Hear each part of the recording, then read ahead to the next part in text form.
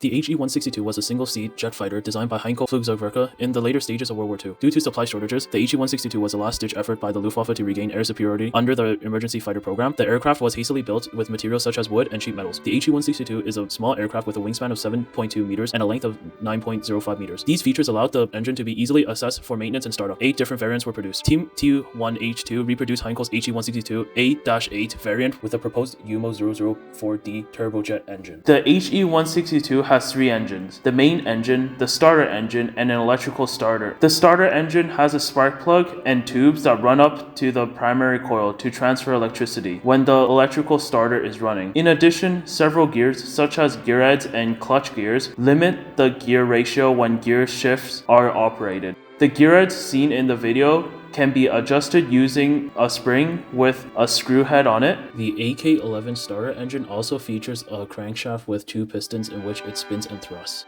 Moreover, a junction box in the starter engine is used to manage the electrical system of the starter engine and is labeled from 2 to 6 and has adjustable screws that holds wires. A prominent feature of the AK-11 starter engine is a carburetor, which limits fuel injection. The gearbox utilizes a 4-gear arrangement where all gear rods are orientated perpendicularly to a central shaft. This central gear rod serves as the primary driver, rotating the perpendicular gear rods through a system of interlocking teeth. Ball bearings are strategically placed at critical contact points to minimize friction between moving and stationary components. Notably, the starter clutch bearing facilitates the connection between the starter motor and the central gear rod, initializing the power flow. Finally, the gear rod positioned at the transmission's rear transmits the rotational energy to the compressor. The Jumo 004 engine has the first successful axial compressor, which can continuously pressurize gases. The compressor in this engine uses an 8-stage axial flow with 6 straight-through combustion chambers that will be seen later,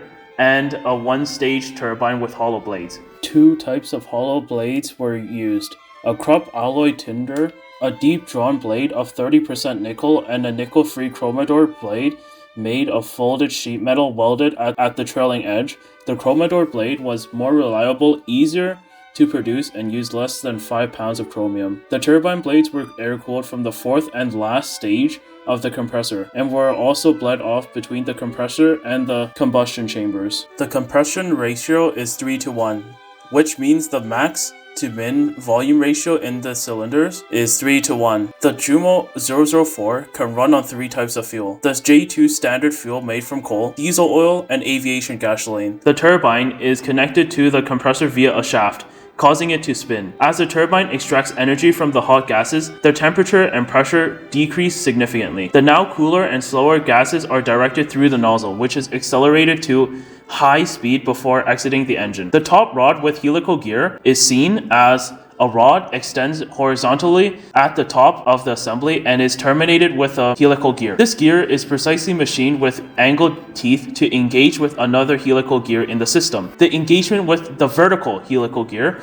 the horizontally orientated helical gear engages with a vertically positioned helical gear. This vertical gear is attached to the mechanism controlling the nozzle's transition. The transfer of rotational motion is seen as the top rod rotates the helical gear at its end meshes with the vertical helical gear. The meshing action transfers the rotational motion of the top rod into rotational motion along the vertical axis. The vertical helical gear and nozzle control. The vertical helical gear is connected to a mechanism that controls the nozzle's position. This mechanism may involve linkages or additional gearing to ensure smooth and precise nozzle movements. The rack and pinion system integration. At the bottom of the assembly, a gear is attached to the mechanism controlling the nozzle. This gear meshes with a rack, converting the rotational motion from the helical gear into linear motion along the length of the rack. The linear motion for nozzle transition is seen as the gear attached to the vertical helical gear rotates. It drives the rack and pinion system. The rack's linear motion is translated into the nozzle's corresponding linear motion, allowing for precise adjustment of the nozzle's position. The Jumo 004's engine operates on the principle of the gas turbine cycle.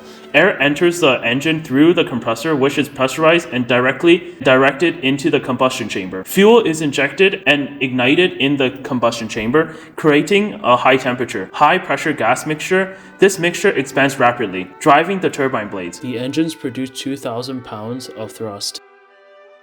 Suppose too much fuel is injected into the combustion chambers by throttling too quickly. In that case, the temperature rises too far before the airflow increases to match the increased fuel, causing overheating and engine failure. The cockpit features an ejection seat in an operational setting. There is also a reflector sight for the main cannons used as weaponry. In addition, there are 3 handles to adjust the throttle of the turbojet, fuel flow, and nozzle size. The control stick can adjust the angles of the flaps and ailerons on the wings. The first 162 flight on December 6, 1944 succeeded, but the second flight a few days later killed the pilot and revealed glue problems. The adhesive used in the first few 162s caused problems. It contained an acid, slowly destroying the wood. Moreover, buttons control various functions on the right of the pilot seat, such as the radio. On the floor, 2 pedals control the angles of the tail fins to change the aircraft's directions. Since the plane used defective glue, the undercarriage doors dropped off during the first flight, and 4 days later, the wings fell apart during a test flight. The plane was relatively aerodynamic but unstable and complex to fly and fight.